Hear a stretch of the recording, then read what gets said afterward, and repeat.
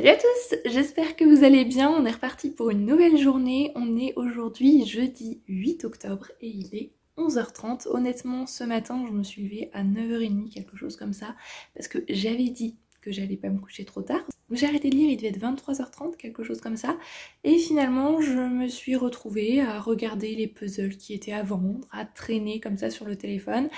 Et donc finalement je me suis encore une fois couchée à minuit. Je sais pas si cette semaine je vais réussir à me coucher plus tôt ou non. Donc ce matin je me suis levée un petit peu plus tard. J'ai passé du temps comme d'habitude sur le montage du vlog que vous avez dû voir hier. J'ai fait un petit peu de puzzle, vraiment 5-10 minutes pas plus.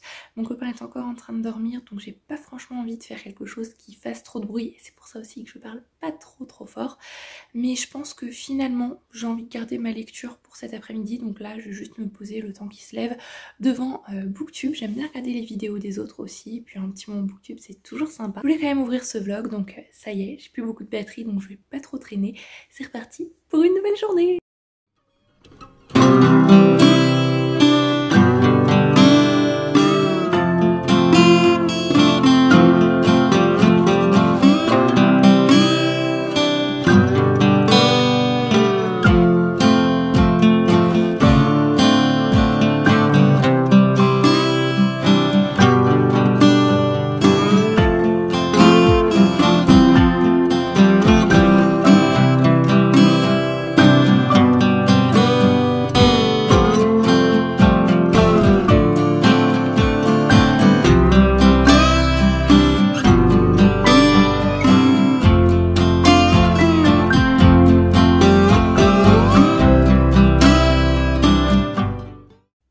Il est 8h moins 10, on a fini de manger, je viens de terminer la vaisselle et je vous retrouve avant de me préparer une tisane et de me poser devant un film d'Halloween très probablement pour vous faire un petit point lecture sur ce beau bébé qui est donc toujours L'Ange du Lac, toujours le 6e et dernier tome de Val Jalbert de Marie-Bernadette Dupuis, toujours paru chez France Loisirs.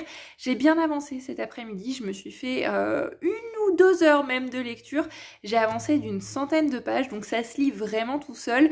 Il y a des passages qui étaient quand même assez durs, il arrive des choses pas faciles du tout à certains personnages. Ça m'a un petit peu serré le cœur, je suis toujours aussi contente de les retrouver, mais comme je vous le disais hier soir, je trouve que ce début de tome démarre beaucoup plus doucement que les précédents. Voilà, il se passe pas franchement énormément de choses. Je trouve que le tout met du temps à s'installer. C'est par moments assez mou, même si ça se lit rapidement, même si c'est très fluide. Les chapitres sont assez courts, on a beaucoup de dialogues. Mais c'est vrai que je m'attendais à quelque chose de beaucoup plus rythmé. Donc j'espère que ça va s'arranger par la suite. L'autre petite chose qui me gêne un petit peu, après tout, cette saga, elle s'appelle Val Jalbert. Val Jalbert, c'est le petit village dans lequel a été déposée Marie-Hermine lorsqu'elle était enfant. Elle s'appelle pas la saga de Marie-Hermine. Mais je trouve que dans ce tome-ci, Hermine, finalement, on la voit pas beaucoup. J'ai lu peut-être 1/10, je sais pas, du livre et pour l'instant je trouve qu'on est plutôt centré sur le personnage de Kiona. Pas plus parce que j'ai pas envie de vous spoiler les tomes précédents bien évidemment, mais même si j'aime beaucoup ce personnage là, c'est pas forcément mon préféré et j'ai envie d'en savoir plus sur Hermine, j'ai envie d'en savoir plus sur sa famille, sur ce qui lui arrive. Et ça me manque un petit peu, donc j'espère qu'on va la voir plus dans les tomes prochains. Je vous en dirai plus avant d'aller me coucher puisque quand j'aurai fini ma tisane, mon petit film d'Halloween, il est très probable que je me retrouve à lire encore une bonne petite 50aine de pages. Je suis plutôt contente parce que si je continue à avancer à ce rythme-là, on est sur 700 pages, une centaine de pages par jour. En une semaine, je l'aurais terminé et je pense honnêtement qu'en moins d'une semaine, je l'aurais fini parce que une fois que je suis plongée dedans, je suis transportée à Val Jalbert, je suis transportée à Roberval, à Québec et j'ai pas envie de lâcher mon livre en fait, j'ai pas envie de quitter les personnages donc je pense que ça va se lire très rapidement, ça se dévore même si pour l'instant ça part pas pour être mon favori de la saga. Voilà, je le trouve un petit peu plus mou, honnêtement. C'est peut-être parce qu'on a moins aussi de grands événements historiques. On est dans les années 50, comme je vous le disais hier. On est dans la période de l'après-guerre. Dans le premier tome, on était juste à l'aube de la Première Guerre mondiale. Ensuite, on a eu toute la révolution industrielle qui a beaucoup bouleversé le village de Val Jalbert. Après, on a eu la Deuxième Guerre mondiale. Voilà, il y avait toujours quelque chose qui se passait. Et c'est vrai que là, tout ça me manque un petit peu. Mais là où je suis rendue dans le livre, on a certains personnages qui réapparaissent et ça, je suis plutôt contente. Donc j'ai hâte de voir où ça mène. Les personnages qui me tapaient un petit peu sur le système, qui m'irritaient de par leur comportement, et Hermine en fait par moments partie, restent fidèles à eux-mêmes, mais c'est le genre de saga où on prend plaisir à lever les yeux au ciel par moments. Je vous en dirai plus une fois que j'aurai continué. Sur ce, maintenant, petite soirée, film d'Halloween et puis petite tisane.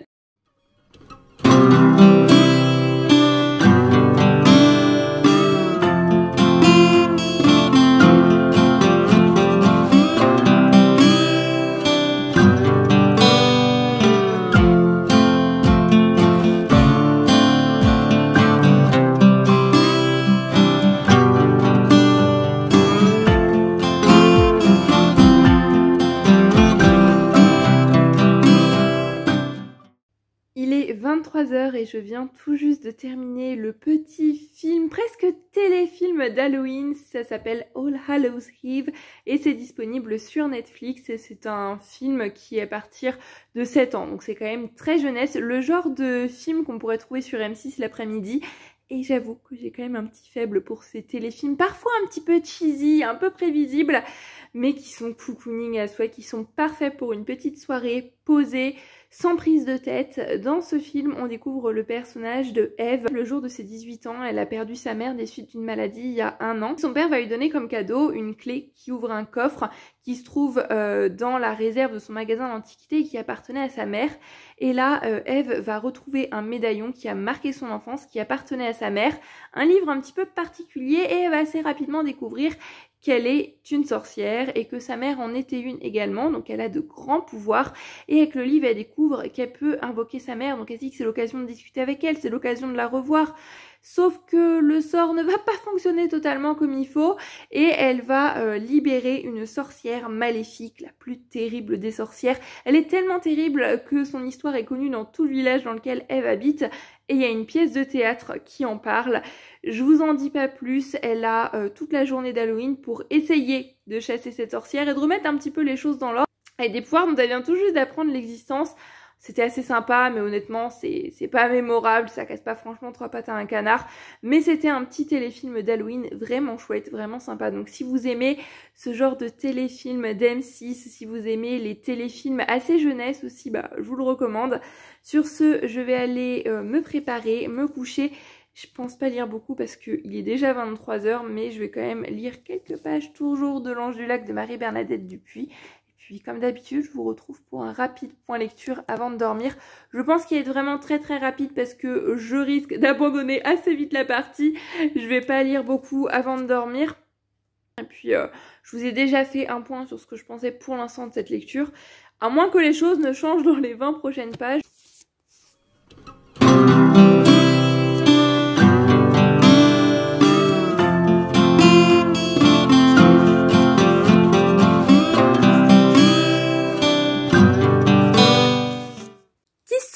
Du moment où je disais que j'allais me coucher tôt, que j'allais lire seulement une 20aine de pages, je pense que j'en ai lu une centaine. Il est actuellement minuit 38.